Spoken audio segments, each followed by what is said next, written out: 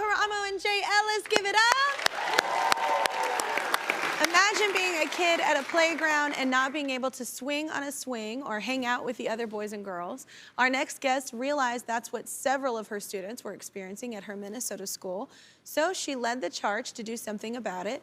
With the help of the student body, she set out to create an inclusive playground that kids in wheelchairs could enjoy alongside their friends. Everybody please welcome Betsy. So first, let me introduce you to Jay and Karamo. Hi. Hey. Hi. Hey. Nice to meet you. Yes, too. you're incredible. So incredible. Yeah. I know he knows the story. So what triggered this idea? So I teach 5th and 6th grade at a little school called Glen Lake, and we have about 460 students, and 9 of them use a wheelchair. And we're this beautiful blend of everything perfect in the world, you know, every color, every background, every ability. And my husband and I have 3 children, and my son is one of those kids in a wheelchair. And so as a parent who has a child Don't worry, I'm prepared. I cry a lot. Sorry. A parent that has a child that has special needs, I think you just want your child to be, the world to be kind to them. Yeah. And to be included. And my classroom overlooks the playground. And I just had this aha moment one day as an educator and a parent that it was not inclusive to everybody. And so we set out to write a grant and found out that things are very expensive. So we wanted to find a merry-go-round and a wheelchair swing, and it was $135,000. And we secured a grant and were able to raise about 100. And I came to my class and I said, would you be interested in helping me raise another $35,000? I know it's a ton of money, but what do you think? And they were like, yeah, but what about the whole playground? And oh, they dreamed bigger. they dreamed bigger. And I think I couldn't have, what started as my quick fix just led to this beautiful passion project that my students all dreamed up, and it was pretty amazing. It's incredible. It actually turns out that your students are very savvy fundraisers. Oh my goodness. I mean, it's a great, you set out to raise $135,000, which the last 35 was them, but how much did you, tell them how much you ended up raising? So we raised $500,000 as of last week. I was like, what? It was crazy. Well, we asked the students to share what this project means to them, so grab your tissue, check out what they had to say.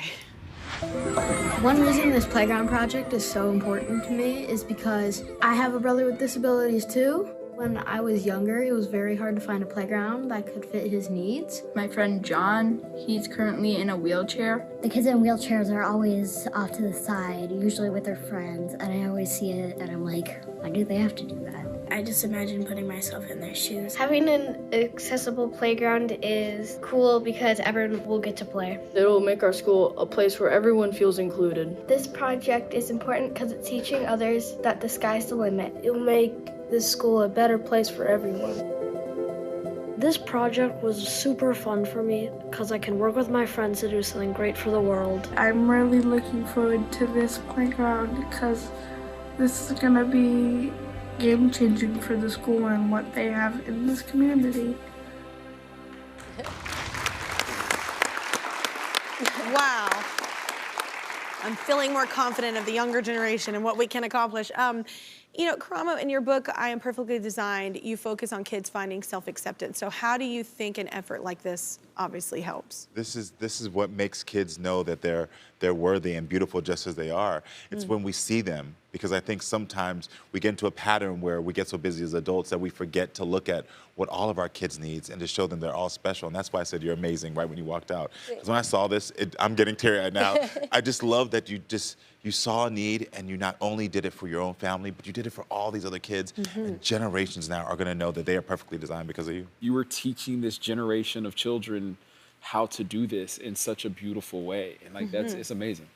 And teaching these 5th and 6th graders how powerful they really are. Yes. And how you can make a ripple effect and how you can make change even when you're young. That's a really key thing, just to teach them that alone, you know? So Betsy, you raised the money for the new playground, but the kids don't want to stop there, right? They got a fire about them now with it, right? Yeah, we had our classroom meeting and I said, what's next? And they immediately just said, you know, what about the other schools? And so the fact that they saw the need at their own school, but they're ready to move on to other schools, I mean, as a teacher, I couldn't be more proud. Yeah. Watching them on TV is just so much pride. But as a parent with a special needs kiddo, that just means the world. Yeah. Oh my gosh. Pretty darn special. It's like this story is breaking my heart, but also in like a beautiful way, but also watching you cry. You're like this beautiful little fairy woman, and you're like, and it's like, I'm trying to like not just break. Oh my gosh.